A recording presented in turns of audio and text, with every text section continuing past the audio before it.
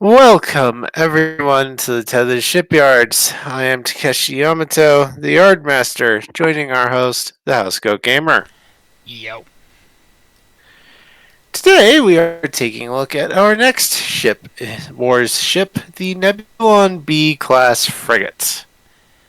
Designed by the same people who created the Imperial and Victory class Star Destroyers, Kuat drive systems. However, we are going to make it very clear that this is a very stripped down version of the boat. While E.C. Henry's design, and yes, we are plugging him, is non-canon, it It makes sense. works. Because look Yeah. at all those sections. Does this not scream Yeah. exposed deck plating to you? This entire thing looks Yeah. like everything was just welded off and turned into, well, everything. That and the official stats say this thing has stowage for multiple starfighters. But where are those hangar bays? But, yeah, where are they? As well as a formidable armament, but where are they? Yeah, where is all the armament and everything? So the answer is It, simple. and it, All of it was stripped out, and those are the official stats. yeah. Just not the actual stats. Yeah, indeed. And and as is usual for one of these wars vids, I am going to put the disclaimer that this is purely for Star Trek, Star Wars crossovers from the Trek side of things using the Star Trek Adventures system. If you want to play a Star Wars game, Fantasy Flight Games made a very good one, and you can and I would definitely recommend looking for it either online or at your friendly local game store if one is still around. Those got hit pretty hard by COVID, but Anyway, and there's also a multi-purpose system Genesis, which you could use to make Trek ships for tackling the crossover from the other direction. Anyway, the Nebulon B was designed as a counter to the massive numbers of Imperial Star Destroyers. The realization that, well, they weren't going to have a massive number of ISDs to patrol the galaxy, so they needed something cheap. They needed something available.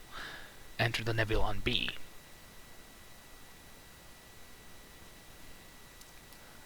yeah, Of course, with the sheer number of resources pouring in, the ISD became the ultimate in, well, ubiquity. I mean, how many of those bloody yes, things were built? Over 100,000? yeah. And for smaller system patrols, they could easily get by with an Architens and a few Gazantes. This thing was also supposed to be an alternative to that kind of thing. The fighter carrying capabilities of a Gazante, plus the firepower of an Architens. And the VSD also has its problems. But regardless, Yeah, the Nebulons probably did not see any commercial success, were downgraded and put on the export market, or yeah, being and stripped down to basically nothing, just to give yeah, everybody the finger. yeah. Either that, or they were just put down in shipyards and then slowly stripped for parts for building more stuff, and then some enterprising individuals came across them. I came across records of them and decided to steal them. Regardless, they would serve rather well in both navies, in both the Rebellion and the Imperial Navy. Before anybody Yeah, decides to make any comments about that, X-Wing and TIE Fighter. Get used to it. yeah, yeah. Yeah, the X-wing and Tie Fighter, the X-wing slash Tie Fighter games are very good, and they had Nebulon Bees on both sides. The Of Nebulon course, B one would of the continue most to serve long after its prime, but eventually it would be replaced by far, far more capable vessels. But of course, the curse of the Wars universe strikes again as they were forced to keep the damn things in service. yeah, Science fantasy. yeah, Anyway, stats. yes, stats. This thing is a Scale 4 starship with an entered service date we have given of 14 BBY. With that service date, basically we can do 45 points into systems, and we have done a mostly even spread of comms 8, computers 7, engines 8, sensors 8, structure 7, weapons 7.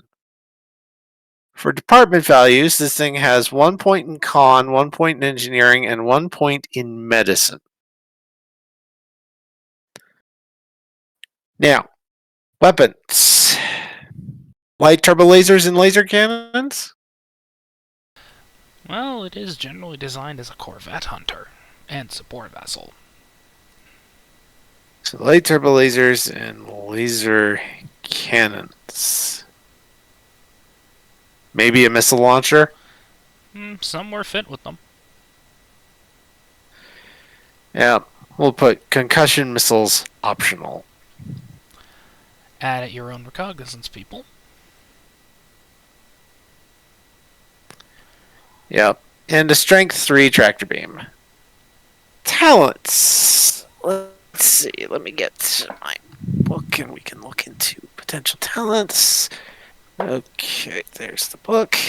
I think the only thing it really needs is a powerful set of sublight engines. As much as I hate to say this, the Nebulon B is so bloody flexible, you could literally slot in any trait you want. Yep, mission profile talent up to 2 free talents. Let's see. Where's the? So Let me look just through improved some of engines these. as far as I'm concerned. Yeah, improved sublight engines. Yeah, that's pretty much it. Remember, these things Okay. are flexible. Yeah. Talents, improved sublight engines, and of course, the standard war special rules. Hyperdrive and deflector screens.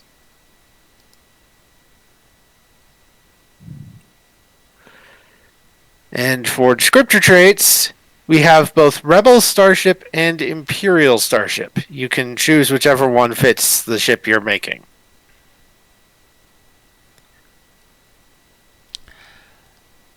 And that's the Neb B. And Flexible, but not exactly what it could have been. yeah. Check out E.C. Henry's version of the ship. Yes, the E.C. Henry vid is very good. Ron will include a link to it in the video description here, so you can check that out. Hey, if it makes sense, why argue? Yeah, yeah. It may not be canon, but if it makes sense, why argue and why not use it? Also, screw Disney. Bye bye. Yes, screw